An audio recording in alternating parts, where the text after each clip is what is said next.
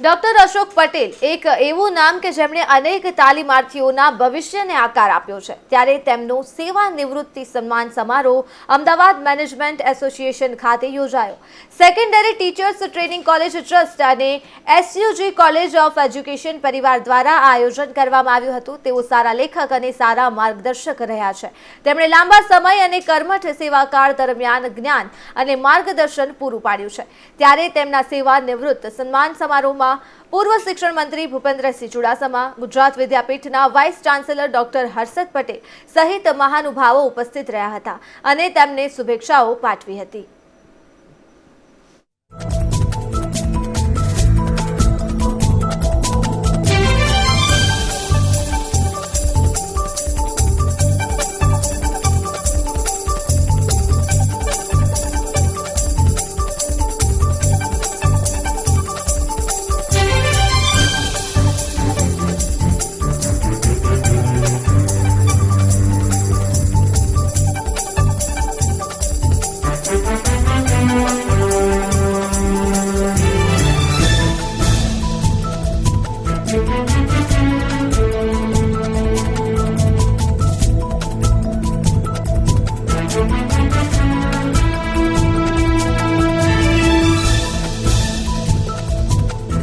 આમ તો બહુ બધા જાણે છે, છતાં પણ કહી દઉં કે મેં 44 વર્ષ સુધી શિક્ષણમાં કામ કર્યું।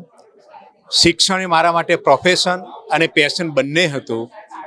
મને ખુશી એ બાબતની છે કે આખી લાઈફ મેં શિક્ષણ પાછળ જે આપી એનું ફળ આજે મને સમાજ તરફથી શિક્ષણ સુધારક તરીકે જે સન્માન કરવામાં આવ્યું એનો મને ખૂબ ખૂબ આનંદ છે।